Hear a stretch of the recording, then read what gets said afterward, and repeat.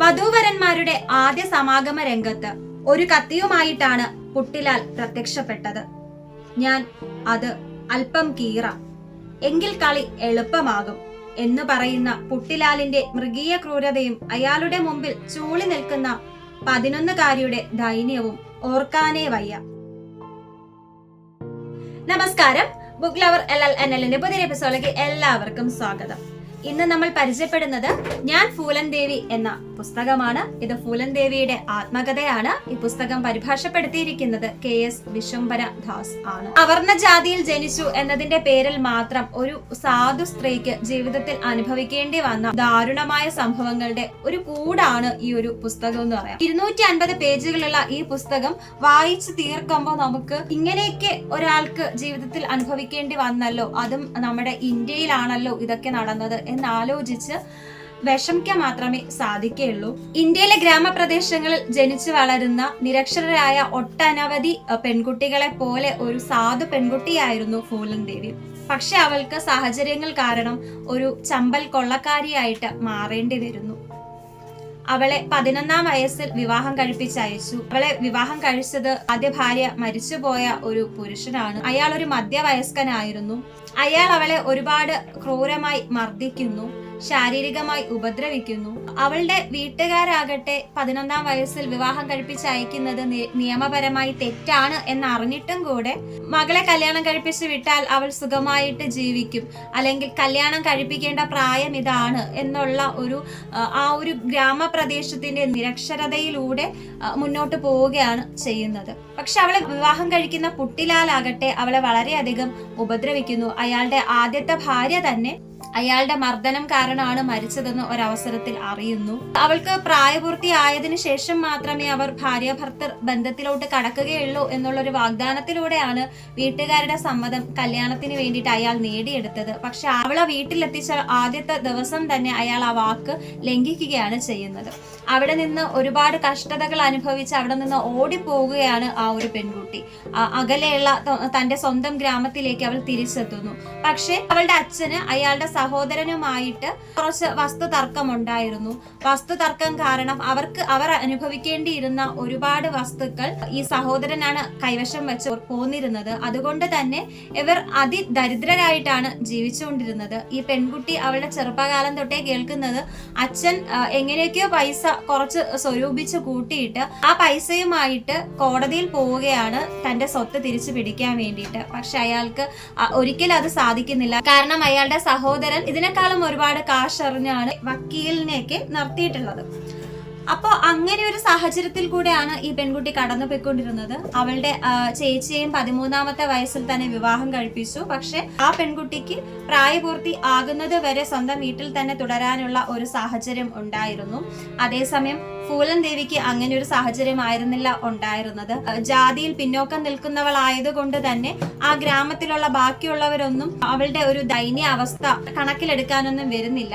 അങ്ങനെ ജീവിതം തുടങ്ങുന്ന ഒരു പെൺകുട്ടിയാണ് അവൾ. പലവട്ടം ആത്മഹത്യക്ക് ശ്രമിക്കുന്ന, 18 വയസ്സിന് മുന്നേ തന്നെ ഒരുപാട് തവണ മരണത്തെക്കുറിച്ച് ചിന്തിക്കുന്ന, ഇനി ജീവിക്കാൻ വയ്യെന്ന് തീരുമാനിക്കുന്ന, ടാക്കൂറുമാരാൽ ഉപദ്രവിക്കപ്പെടുന്ന അങ്ങനെ ഒരു പെൺകുട്ടിയായിട്ടാണ് ഫൂലൻ ദേവി മുന്നോട്ട് പോകുന്നത്. അവളെ ഒരു സമയത്ത് കൊള്ളക്കാർ തട്ടിക്കൊണ്ടുപോകുന്നു. കൊള്ളക്കാർ പെൺകുട്ടികളെ തട്ടിക്കൊണ്ടുപോയാൽ അവരെ ക്രൂരമായിട്ട് ഉപദ്രവിക്കുകയാണ് ചെയ്യുന്നത്.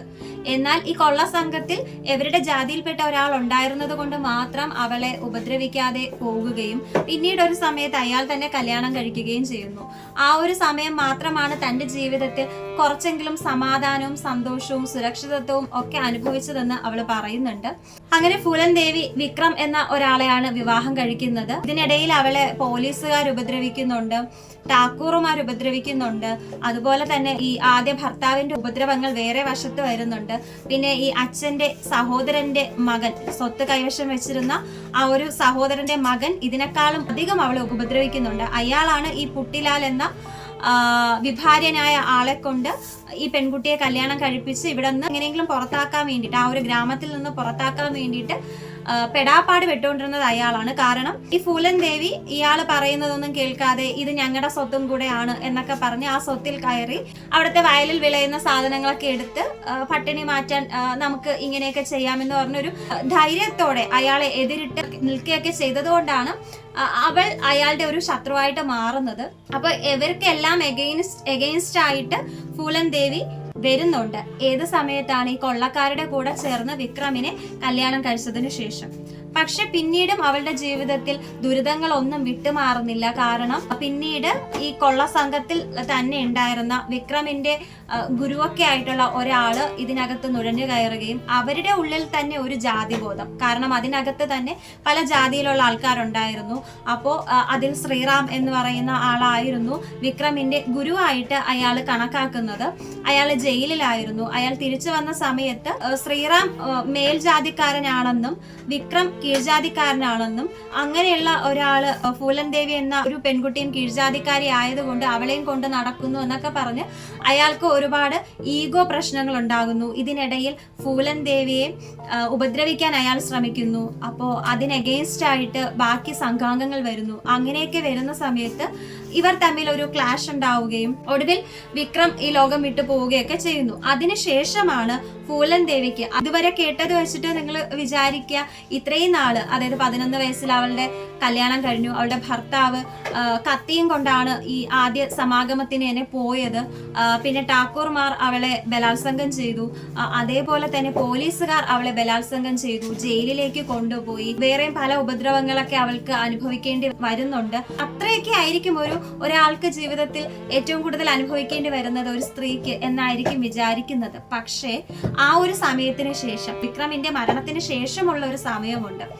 ആ ഒരു സമയം അതിജീവിച്ചത്, ആ ഒരു പെൺകുട്ടി എങ്ങനെയാണ് അതിജീവിച്ചത് എന്നുള്ളത് പോലും നമുക്ക് ഈ ഒരു പുസ്തകം വായിക്കുമ്പോൾ അത്ഭുതമായിട്ടാണ് തോന്നുന്നത്. ഇതേ ഒരു അവസ്ഥയായിരുന്നു ലാസ്റ്റ് ഗേൾ അല്ലെങ്കിൽ അവസാനത്തെ പെൺകുട്ടി എന്ന് പറയുന്ന ഒരു പുസ്തകത്തിൽ നാദിയ മുറാദ് പങ്കുവച്ചിട്ടുണ്ടായിരുന്നത്. അത് IS-കാര് തട്ടിക്കൊണ്ടുപോയ പെൺകുട്ടിക്ക് അനുഭവിക്കേണ്ടി വന്ന കാര്യങ്ങളാണ്. ഇത് കൊള്ളസംഘക്കാര് കൂട്ടിക്കൊണ്ടുപോയി അവസാനം അതിലൊരാളെ വിവാഹം കഴിച്ച് ജീവിച്ച് അതിനൊടുവിൽ അതിലെ ഒരു ശത്രുവിനാൽ ഇവർക്ക് അനുഭവിക്കേണ്ടി വന്ന കാര്യങ്ങളാണ് പിന്നെ വരുന്നത്. അവിടെ ഒരു ഗ്രാമത്തിൽ പോയിട്ട് ആ ഗ്രാമത്തിലുള്ള ആൾക്കാരെ കൊണ്ടെല്ലാം ഇവരുടെ ശത്രുക്കൾ ഇവളെ ബലാത്സംഗം ചെയ്യിപ്പിച്ച് ഒരു ഗ്രാമത്തിന്റെ നടു റോഡിൽ ഒക്കെ ഇട്ടിട്ട് പോകുന്ന സന്ദർഭങ്ങളൊക്കെ ഈ ഒരു പുസ്തകത്തിനകത്തുണ്ട്.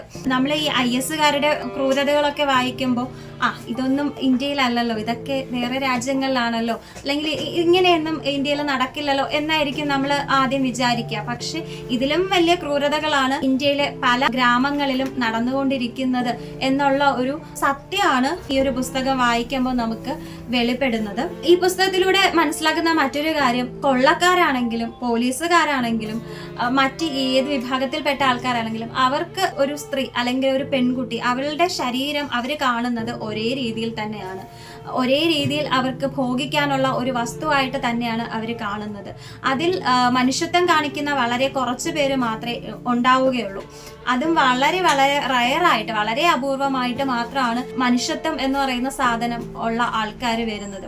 കൊള്ളക്കാരും പോലീസുകാരും ഒരേ രീതിയിലാണ് ഈ പെൺകുട്ടിയെ ഉപദ്രവിച്ചിട്ടുണ്ടായിരുന്നത്. അതുപോലെ തന്നെ നിരക്ഷരത എത്രത്തോളം അപകടകരമായിട്ടുള്ള ഒരു സംഭവമാണ് എന്നുള്ളതും ഈ പുസ്തകം പറയുന്നുണ്ട്.